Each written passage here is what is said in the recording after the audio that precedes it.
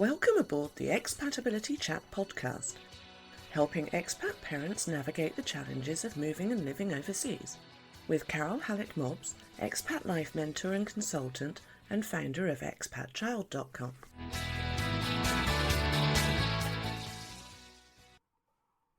Welcome back to more Expatability Chat packing advice.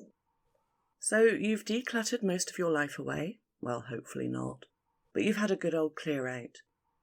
You've had the in-home survey for the shipping company, and now you'll know whether or not you'll need to get rid of anything else. So get on to that now.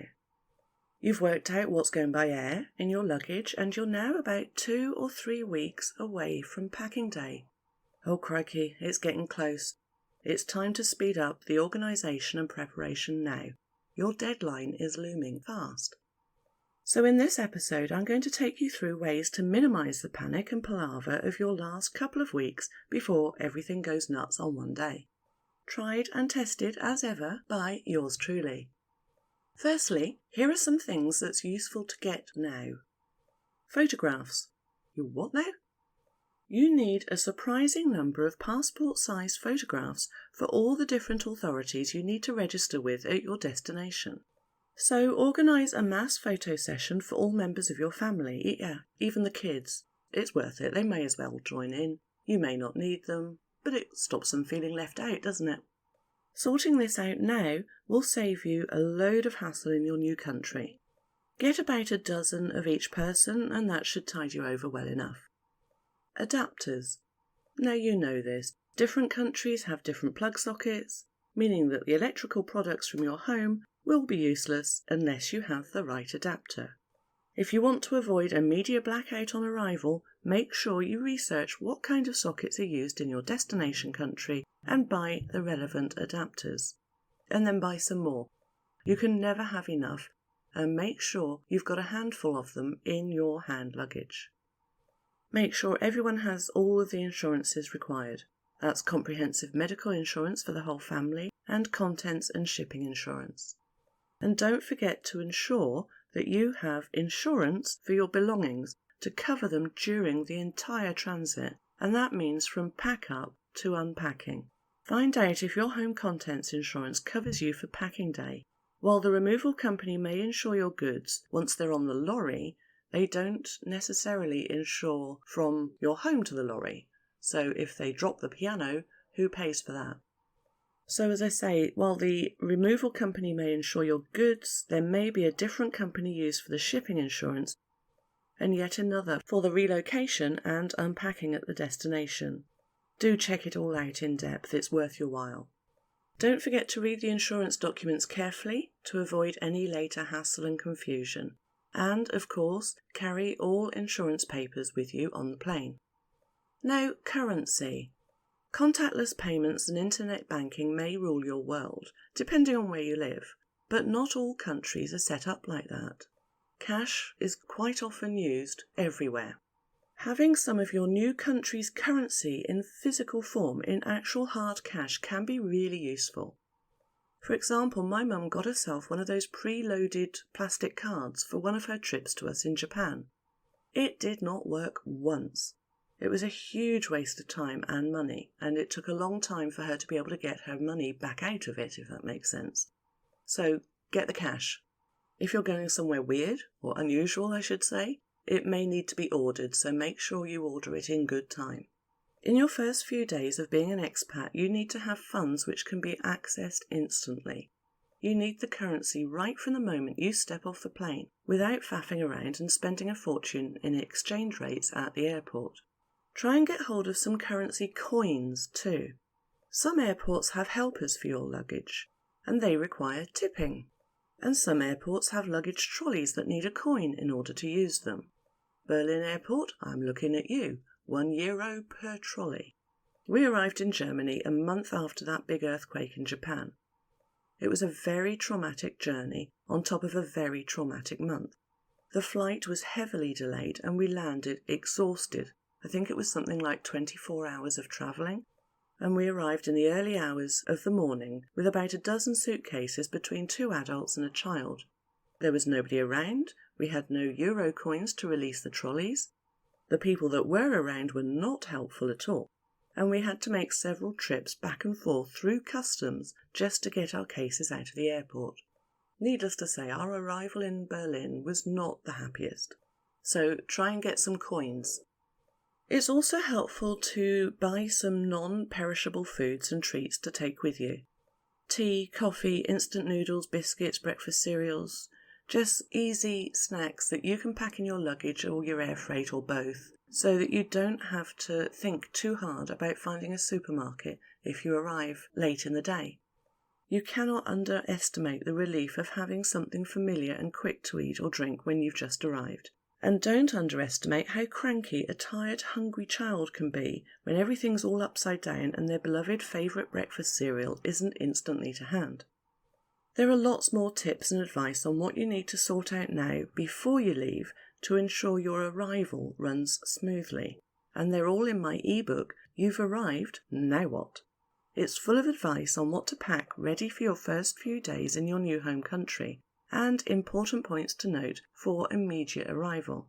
The tips and tricks in my ebook will ensure that you're ready to hit the ground running with your family in your new home country and help you all have a smooth transition to expat life. And it's important to use that book before you leave so you know which items to pack in your luggage. Naturally, it will be in the show notes, or please find it in resources on expatchild.com. So you're probably completely done with decluttering by now, both mentally and physically. But here are a couple of things that may get missed in the panic. Food. Take a good look round at all the food you've got left and make creative meal plans to use up what you have in your remaining weeks. Gosh, we've had some weird food, I can tell you. Eat takeaways. I'd normally suggest eating out as much as possible, but at the time of recording this, most countries are going back into lockdown again, so it's probably not possible right now. Start thoroughly cleaning everything that's to be packed, as you don't want to unwrap unpleasant surprises. Most particularly, make sure any white goods are spotlessly clean. Several weeks in the hold of a ship can cause entire new life forms to take over in a fridge. Yuck.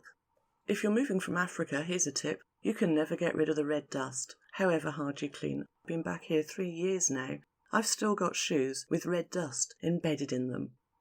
Throw away any expired medications and put aside any that you still use and take them with you in your luggage or in your hand luggage, particularly if you have important daily meds. Make sure you take them on the plane in your carry-on bag in case you get delayed. Make sure you have enough medication to last you through your move and for the next few weeks until you find a doctor in your new country.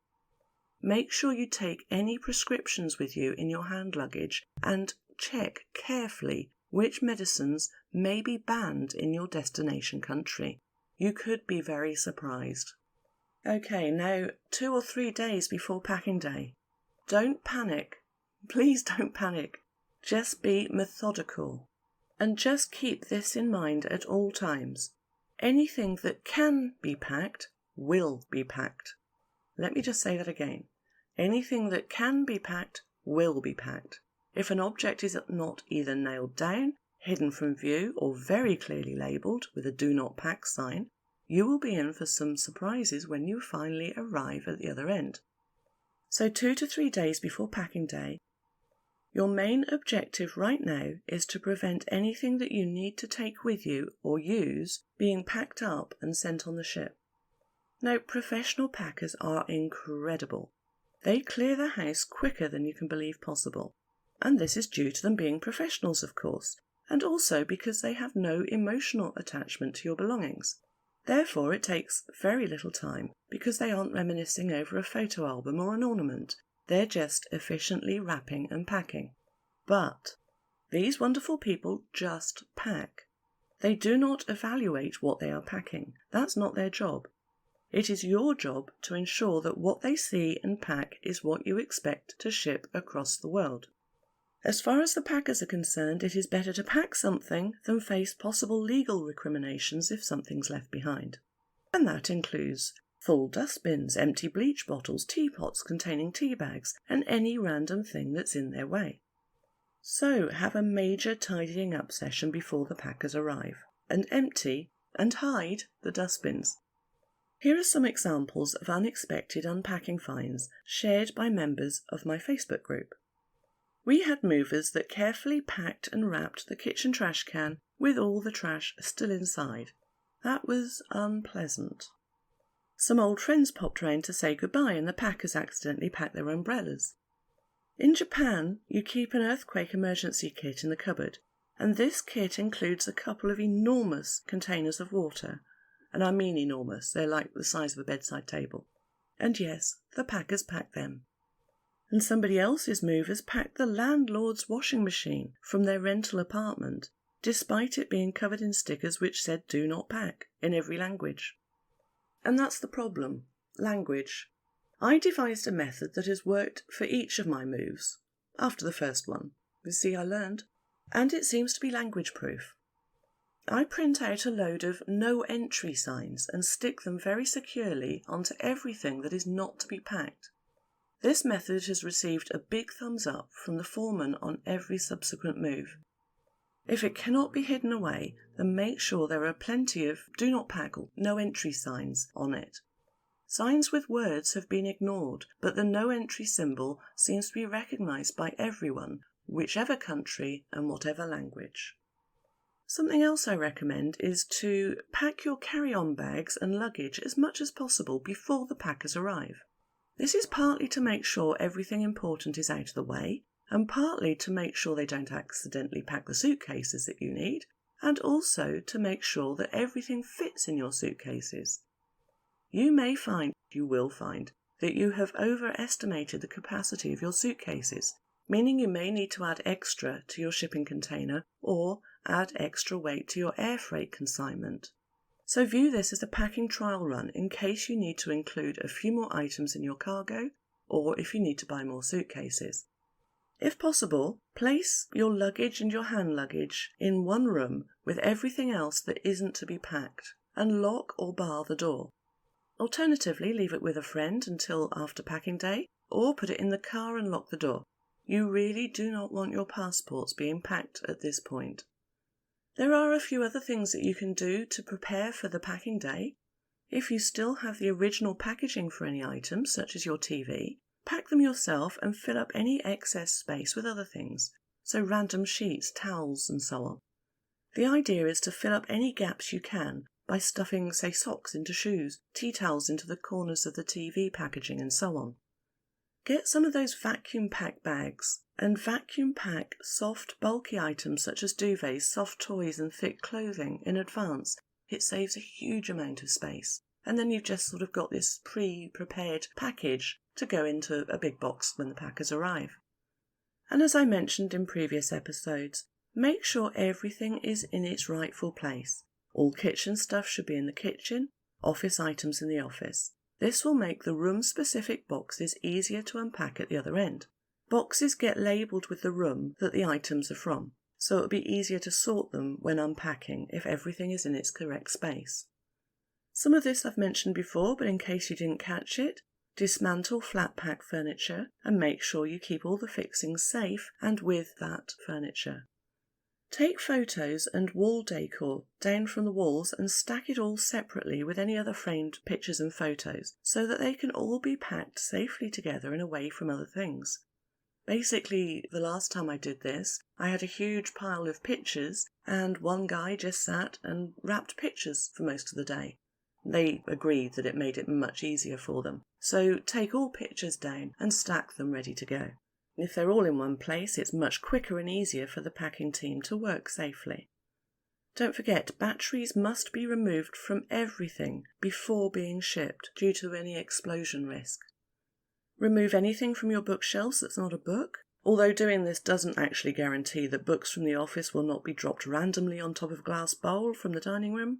Yeah, bitter experience again. Make sure you pull out hidden items so they don't get left behind. One time the packers didn't realise that there was a drawer under the oven, so all the baking trays and muffin tins didn't get packed. And again, don't forget the garden, shed, attic and garage. It's so easy to overlook these in the confusion. We've had to call our packers back more than once, as we had forgotten to remind them about the garden ornaments. Also, before packing day, put labels on the doors of the rooms. So bedroom 1, bedroom 2, dining room, etc. This will be useful for the inventory. More about that in a moment. So you've got all that done. Now for packing day. Admittedly, it's quite hard to step back and watch strangers take over your house, wrapping and packing all your worldly possessions. But if you follow these pointers, the event will be very slightly less nerve-wracking. And no, you cannot go out while it's happening. You need to be in the house. It helps if all pets and kids are out of the house, but that may not be possible. I keep my dog on her lead with me all day. She finds it incredibly stressful, as do I, but that's the only way to keep her safe and not running away. My current cats are really cool and none of it bothers them at all. I did have to keep removing Simi from the lorry, but that's okay. If you can, put them into pet care overnight before packing day. Stock up on paracetamol, and if you drink, wine as well. I still cringe at the noise of tape ripping off a roll. Anyway, so here's what happens on packing day. The lorry turns up. If you're in Germany, this is likely to be extremely early. Ours was arranged for about 8 a.m, and they turned up at 6 a.m. That is not a way I like to start my days. I do not do mornings. There may be 4 people, there may be 8 or 12, who knows. There will be a leader, a foreman or forewoman. Show them around your house first. Make sure he knows what's where and what's what. Point out the room numbers. Make sure you point out your do not pack system before they start. And make sure that all the packers see that, so the whole team is aware of it. Confirm the weight limit agreed by your company or your estimator with the packing crew when they arrive. Normally, but not always, it goes like this. Each guy is assigned a room and, as everything is wrapped and boxed, a label is created or something is written on the box, such as bedroom 1, clothes, dining room, glasses, bedroom 3, books, and so on.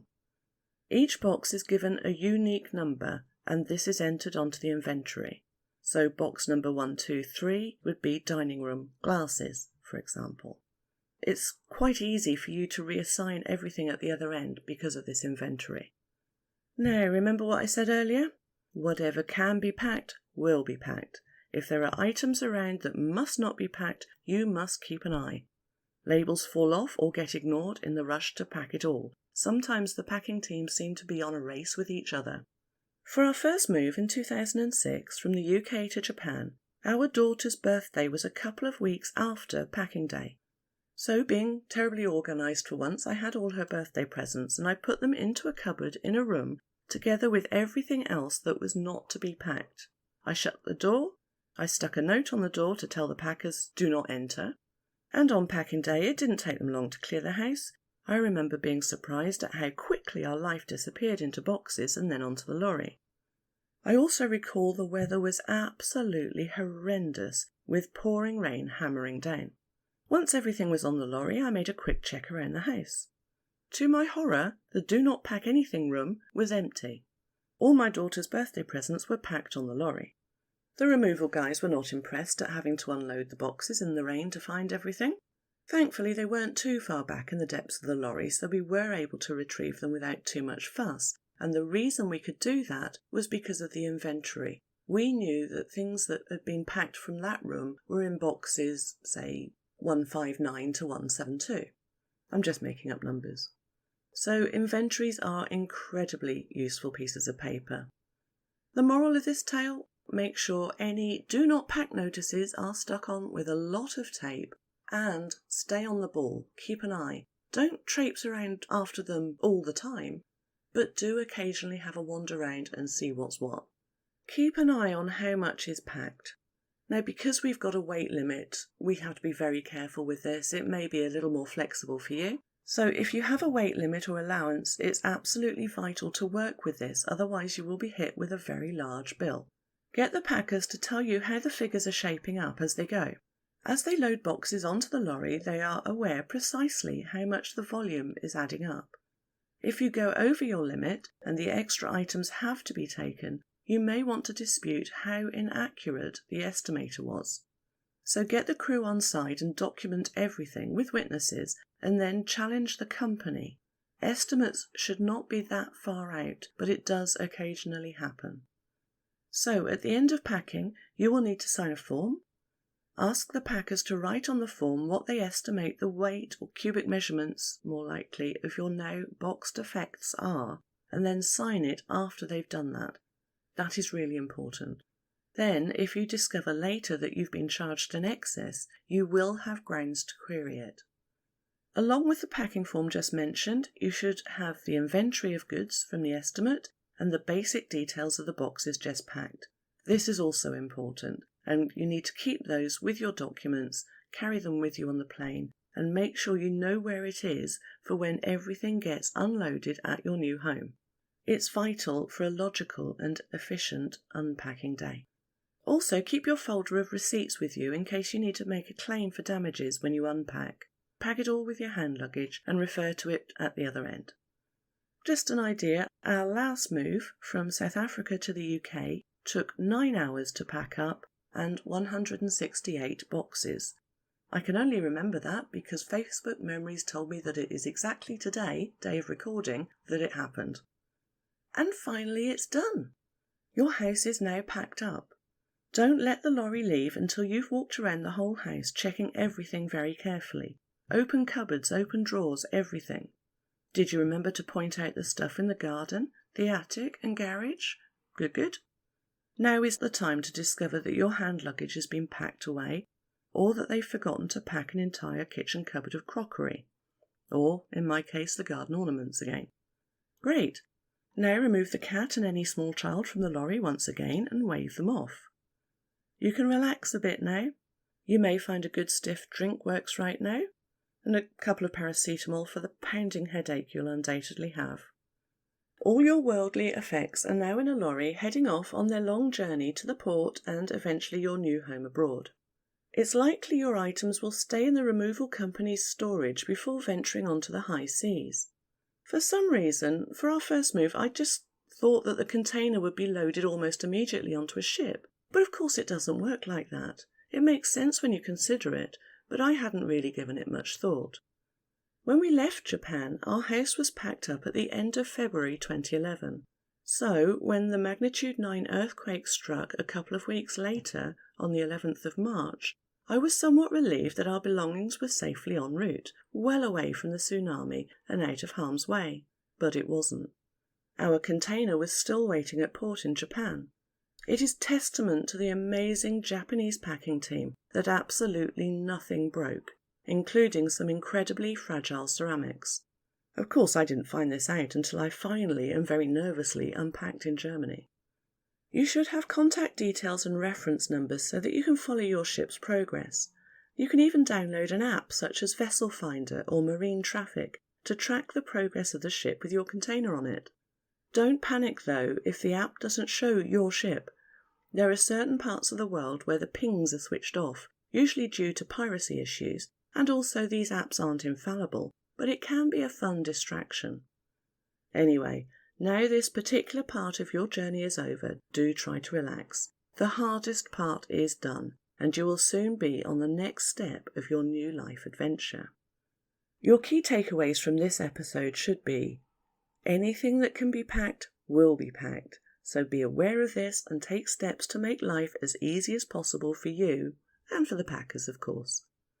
Making life easier for the packers includes ensuring all flat-packed furniture is already dismantled, taking all the pictures down from the walls and putting them together with all other framed items and stack them all together in one place. Making life easier for you means understanding that this can be a hectic, stressy day, so plan something very relaxing for when it's all done. You've got this. And don't forget to download my arrivals packing checklists, packing lists and all the other helpful items I have available for you on Expat Child. Links will be in the show notes, of course. And if it's all getting too much, which is totally understandable, there's my super to-do list buster available as well.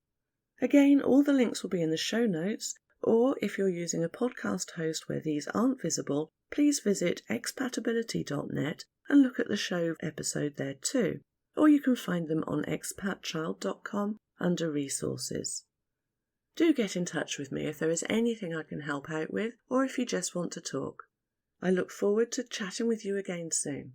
Take care. Thank you for listening to the Expatability Chat podcast. Please check out expatchild.com for more free information and resources, and follow me on your favourite social media. Don't forget to join me next week for another episode. Until then, bye-bye.